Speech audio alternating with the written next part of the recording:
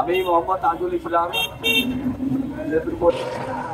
আমাদের অত্র এলাকার অ্যাডভোকেট তানভীর আহমেদ মিথুন, তার রোষানলে পড়ে গেছে এখানকার দিনমজুর খেটে খাওয়া মানুষরা। তার ইচ্ছা হচ্ছে যে এখান থেকে তাদের শব্দ দূষণ হচ্ছে, সেই শব্দ দূষণের কারণে সে হচ্ছে ওই অ্যাডভোকেট পরিবেশ অধিদপ্তরে মামলা করেছে। পরবর্তীতে মামলার প্রতিবেদন আমাদের দিকে এসছে, পরে ক্ষিপ্ত হয়ে সে আবার পরিবেশ অধিদপ্তর এবং কোর্টে মামলা করেছে। কোর্টে মামলার রায় এখনো হয়নি, কোর্টে মামলার তদন্ত হচ্ছে, পিবিআইয়ের উপরে দেওয়া আছে, এটা তদন্ত সামনের মাসের দিকে, এই মাসের দিকে রিপোর্ট দেওয়া হবে। তাহলে এই যে এখানকার স্থানীয় যে মানুষগুলো খেটে খাচ্ছে, 40টা পরিবার এখান থেকে চলে, তো তাদের সরাসরি পেটে লাথি দেওয়া একটা মানবাধিকার একটা বিরাট একটা হচ্ছে অপরাধ। এবং সে যে আইনজীবী, তাহলে কি সে আইন বোঝে না যে তার এখানে কোনো শব্দ দূষণ হচ্ছে না? কারণ এখানে হচ্ছে পরিবেশ অধিদপ্তর এসে মেপে গেছে, বলে যে না, আপনাদের এখানে কোনো শব্দ দূষণ হচ্ছে না, কারণ এটা একটা মিশ্র এলাকা, এটা কোনো আবশ্যিক এলাকা না। এবং এইখান থেকে এই শব্দ দূষণ, যেখানে শব্দ উৎপন্ন হয় সেখান থেকে তার বাড়ি প্রায় 140 থেকে 50 গজ দূরে।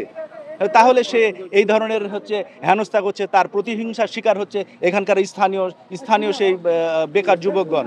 এখানে আমরা যে ক্ষুদ্র ব্যবসায়ীরা ব্যবসা করছি, বিশেষ করে এখানে কয়েকটা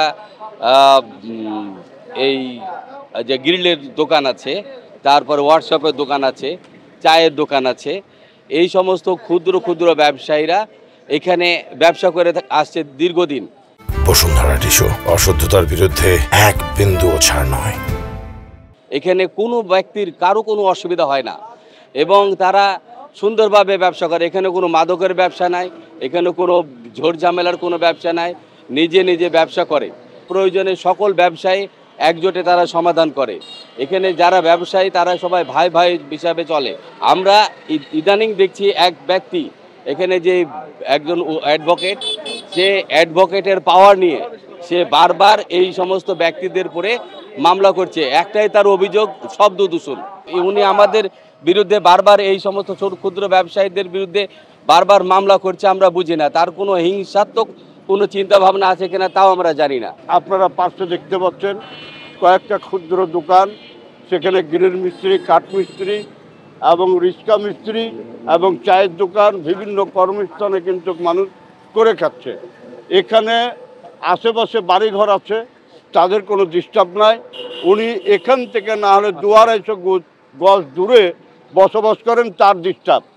কিন্তু আপনারা দেখেন যে এই বাংলাদেশে গ্রিল মিস্ত্রি, কাঠ মিস্ত্রি, চায়ের দোকান, এটা স্বাভাবিক একটা রাস্তার ধারেই থাকে।